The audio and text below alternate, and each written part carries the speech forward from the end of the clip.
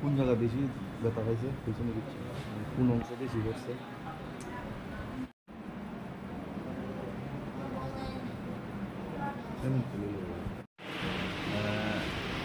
দুইজন পেশেন্ট বেলাবাড়ি থেকে বজ্রপাতের আঘাতে আহত অবস্থায় হসপিটালে আনা হয়।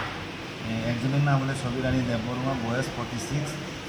আরেকজনের নাম হইল প্রিয়বালা দেববর্মা, বয়স 35।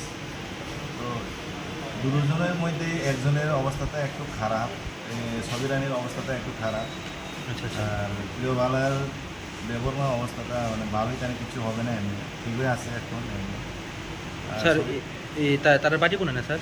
একজনের বাড়ি সবিরানী দেববর্মার বাড়ি হলে মথুরা বাড়ি, আর প্রিয়বালা দেববর্মার বাড়ি হলে খাটিয়া বাড়ি। তারা বাড়িতেই ছিল, ঘরের ভিতরেই ছিল, কিন্তু বৃষ্টিতে বজ্রপাতে কিন্তু তারা বাড়ির ভিতরে থাকা অবস্থায় কিন্তু তারা আহত হয়েছে। তো একজনের অবস্থা স্যার একটু খারাপ আছে না? খারাপ, আরেকজন স্থিতিশীল আছে। স্টেবল হয়ে যাবে।